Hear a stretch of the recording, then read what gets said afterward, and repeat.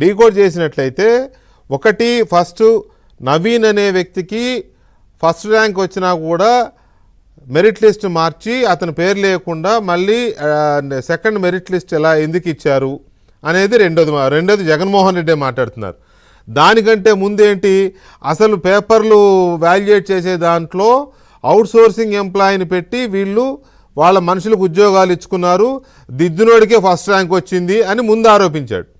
తర్వాత ఏమో first rank వచ్చింది మళ్ళీ అతని పేరు మార్చేసి రెండో ఇది ఇచ్చారు, మెరిట్ లిస్ట్ ఇచ్చారు, ఇక్కడ చీటింగ్ చేశారు వీళ్ళని రెండోది ఆయనే అలిగేషన్ చేశాడు. మూడోది ఏమంటాడు, అతనికి ఫస్ట్ ర్యాంక్ వచ్చినా ఎందుకు ఉద్యోగం ఇవ్వలేదు అంటాడు. నాలుగోది ఏమంటాడు, ఈ ఫస్ట్ ర్యాంక్ వచ్చిన అతను ఇప్పుడు కోర్టుకు వెళ్ళాడు, నాకు అన్యాయం జరిగిందని. దీన్ని బట్టి వీళ్ళు కూడా ఒప్పుకున్నారు, అసెంబ్లీలో ఒప్పుకున్నారు. కాబట్టి దీన్ని బట్టి ఏమర్థమవుతుంది అని అంటే మేము చేసిన ఆరోపణలు నిజమే అని అర్థమవుతోంది, కాబట్టి సిబిఐకి ఇవ్వాలి అంటాడు. సో ఇక్కడ ఈ నవీన్ చుట్టూ జగన్మోహన్ రెడ్డి దాన్ని తిప్పుతున్న తీరు చూస్తూ ఉంటే ఈ నవీన్ అనేది ఒక పాన్ లాగా కనపడుతోంది మొత్తం ఎపిసోడ్లో. అవుట్సోర్సింగ్ అని ఆయనే కనిపెట్టాడు, ఫస్ట్ ర్యాంక్ వచ్చిందని ఆయనే కనిపెట్టాడు, తర్వాత ఉద్యోగం ఇవ్వలేదనేది ఆయనే అలిగేషన్ చేస్తారు. కోర్టు కూడా ఆయనే పంపించి ఉండొచ్చు కదా, అలిగేషన్ చేయాలనుకుంటే ఏముంది. Yeah proceed sir. ఇప్పుడు నవీన్ విషయానికి కనుక వచ్చినట్లయితే జగన్మోహన్ రెడ్డి నవీన్ మాత్రం centre of talk of the town అయిపోయినట్టు అయిపోయిందిలే. Yeah I don't know who is he. So ఇప్పుడు నవీన్ విషయానికి వస్తే ఆయన చేస్తున్నటువంటి ఆరోపణలు, ఒకటి ఇతని ద్వారానే పేపర్ లీక్ అయింది అన్న మాట ఒకటి. అది అటువంటి అవకాశమే లేదు. ఇందాక నేను చెప్పినట్టు it is all computer based. Random గా ఒక 40,000 క్వశ్చన్స్ లో నుంచి సాఫ్ట్వేరే సెలెక్ట్ చేస్తుంది. కాబట్టి ఒక వ్యక్తి ఒక క్వశ్చన్ పేపర్ని తీసుకెళ్లి ఇంకోళ్ళకి ఇచ్చేటటువంటి పరిస్థితే ఉత్పన్నం కాదు. అది పేపర్ లీక్ సంబంధించి. రెండోది నవీన్ పేరు తీసేశారు, నవీన్ పరిగణలోకి తీసుకోలేదు అంటారు. ఇందాక మిత్రులు ఉమేష్ గారు చెప్పినా సత్యమూర్తి గారు చెప్పినా డిఎస్సి నోటిఫికేషన్ లోనే చాలా స్పష్టంగా రూల్ 5 ప్రకారం ప్రభుత్వ సంస్థలు, స్వయం ప్రతిపత్తి గల సంస్థలు, స్థానిక సంస్థలు, ప్రభుత్వ ఎయిడెడ్ సంస్థలలో పనిచేసేటటువంటి వ్యక్తులు స్పష్టంగా మెన్షన్ చేశారు. ఏ ఆర్గనైజేషన్స్ లో పనిచేసేటటువంటి వ్యక్తులు అనేది కూడా రూల్ 5 ప్రకారం మెన్షన్ చేసి వీరందరూ కూడా డిఎస్సికి దరఖాస్తు చేసే ముందు వారి హెడ్ ఆఫీస్కి శాఖకు సమాచారం అందించి ఎన్ఓసి తీసుకోవాలి అనేది చాలా స్పష్టంగా నోటిఫికేషన్లో ఉంది. అది నవీన్ పాటించలేదు. రెండోది, ఆ తర్వాత సర్టిఫికేట్ వెరిఫికేషన్ పిలిస్తే రాలేదు. డిఎస్సి నోటిఫికేషన్ రూల్ 26 ప్రకారం సర్టిఫికేట్ వెరిఫికేషన్కి హాజరు కానటువంటి అభ్యర్థి తన ఎంపిక హక్కుని కోల్పోతాడు. అది కూడా మరి నవీన్ ఆటోమేటిక్గా వెళ్ళలేదు, కోల్పోయాడు. మూడవది, ఆయన హైకోర్టును ఆశ్రయిస్తే రిట్ పిటిషన్ నెంబర్ 266982 హైకోర్టు వారిని గ్రీవియన్స్ జోనల్ స్థాయిలో, రాష్ట్ర స్థాయిలో ఉన్నటువంటి గ్రీవియన్స్ సెల్స్ కి వెళ్ళమని చెప్పింది హైకోర్టు.